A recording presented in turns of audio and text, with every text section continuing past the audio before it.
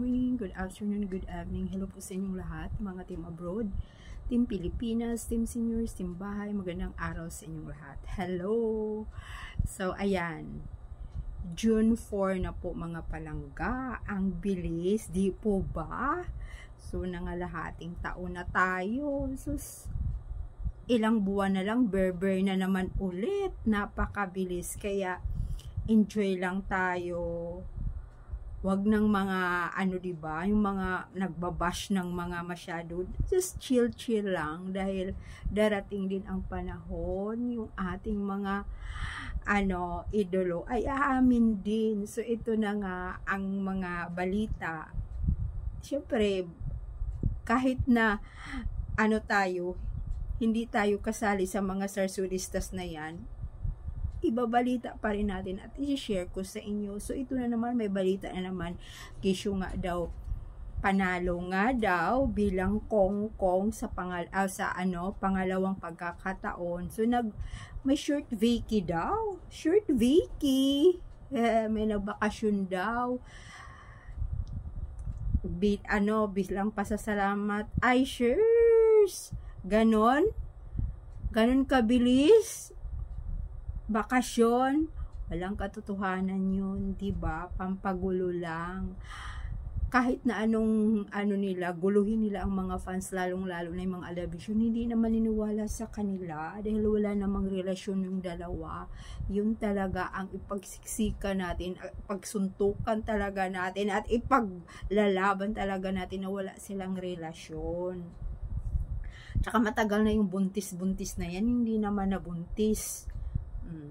Panalo nga congressman, hindi naman siya ang panalo sa puso ni MM, diba? Sino ba? Ay si Tisoy, matagal na panalo na. 2016 pa tayo, diba mga palangga? So ayan, yun ang mga kwentong mga mga pampagulo sa mga fans. Para yan sa mga Aldab Nation, dahil hindi na talaga natin paniniwalaan kahit ano pang gagawin nila, di ba mga palangga? Ito pa nga nakakatuway dahil wala naman talaga ni anino man lang na sumilip doon sa pagproklama. Ang daming mga pangyayari kung noon una niyang pagkakong nandoon ba, mag-stay din naman daw yun. Di ba yung pagla-live noon, yung pangungumpa niya live, nandoon ba? Wala. Pinakita lang sa screen, pero sa totoo, wala. Kunyari, nag-aantay yung mga fans. Wala yun. Alam nyo, malalaman at talagang lalabas ang katotohanan. Kasi, nabitbit ba niya doon sa kongreso? Sino ba ang diya doon kasama? Di ba yung Modra? Tapos, sasabihin na naman, pag may ipalabas na naman, ipag-live kasi. Di ba? Minsan mayroon ganun noong naniniwala ba kayo noong yung sa ABS-CBN na ball na yung naka-green si Mingga, naka-gown, at tapos andoon din si Kung magkasama, kunyari. Sus, alam natin na yung yung bowl na yun ay magkasagwat naman talaga ang ABS-CBN. Di ba? Magkasagwat yun. ABS-CBN at saka pa nga ba? Channel 7. At saka si Mingay nung niya mga projects niya noon ay mostly ABS-CBN, ay kaya nga pinag-ship yung dalawa ginulo pa ang mga taong bayan, ang mga fans na mga papaling-paling na kunyari kinasal. Walang katotohanan yun talaga. Pagdidiin natin mga palangga, wala talaga. Antay na lang natin. Mayroon talaga yung pasabog, lalong-lalo na ngayon na hindi na yung opportunities or career niya na masyadong busy, di kagaya noon na tiba-tiba ang work niya. Ngayon, syempre hindi siya bumabata, mayroon ng mga kasunod na sumisikat, di ba? Ganun talaga, lumilipas at nakatutok siya ngayon sa sa kanyang entertainment company. At saka yun lang naman yung project niya ngayon sa GMA, yung kasama niya sila Marian at saka si Hukwang, at yung pag-aaral niya bilang piloto. Hindi ko lang alam kung naumpisahan na, kasi sabi itong year na to. So hindi nga naman lahat na yung kagaya noon na masyadong busy. So nakafocus na rin siya sa kanyang sariling family. Diba?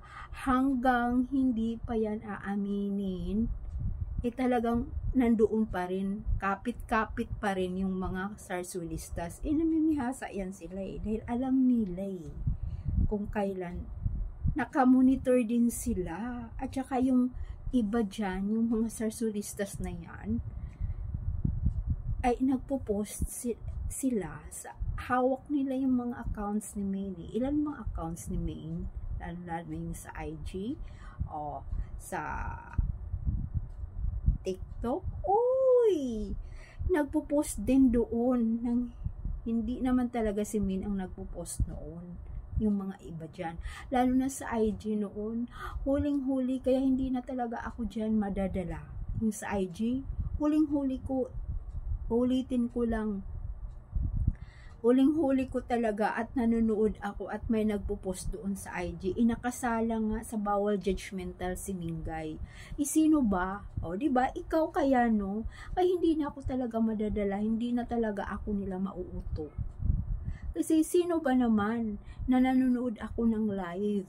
Ulit-ulitin ko sa inyo, ipapaalala ko lang na talagang mayroong nagpo-post sa accounts ni Mingay o sa IG na lang. Ako mismo nanood ako ng EB noon, nakasalang sa bawal judgmental, tapos yun na yun, na nila yun, talagang umpisa na yun na paghiwalayin yung dalawa.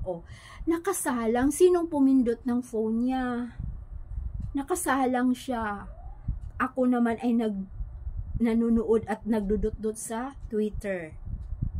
Tapos biglang may nagpost. Siyempre makikita mo sa phone mo, nagpa-pop up. Check mo, bakit? Diba? Kaya yan talaga ang aking pinanghahawakan, mga palangga. Kaya wag na nating paniwalaan, diba? Paglalaban natin, wag tayong mawalan ng pag-asa. Magko-comments lang kayo, comments lang kayo, at hindi lang naman din ako ang nag-iisa, kasama kayo. Ako nga lang kasi may vlog ako, 'di ba? May channel ako. Pero marami kayong nagko-comments, ako lang mag-isa versus ang dami niyo. Kaya panalo talaga kayo, mga palangga. At saka mayroong nagtatanong yung bakit daw yung ibang vlogger wala na. Hindi ko rin po talaga alam, mga palangga. Yung mga nagtatanong sa comment section na bakit Ma'am MG wala na yung ibang bakit sila sumuko. Hindi ko rin po alam kung bakit sila sumuko. Siguro sila dahil wala na rin kasi namang nakikita sila na harutan o landian at nagsasama. Alam nyo, off-cam na yun. Dahil sinisave talaga yan ni Alden, yung niya, love life niya. Ayaw na niya yung ipakita. Pero may oras din. Dahil hindi naman lahat yung katotohanan, hindi mo talaga maitago, mailabas mo talaga yan. Darating ang panahon, wag lang tayong mag-alala. So, suportahan lang natin silang dalawa, hindi lang isa, di ba? Palangga, silang dalawa ang ating susuportahan. Walang pagbabago, walang hiwalayang nangyayari or annulment na yan, wala. Kaya nga si Tisoy hindi naliligaw. Thank you so much mga palangga. Bye! Comments lang kayo.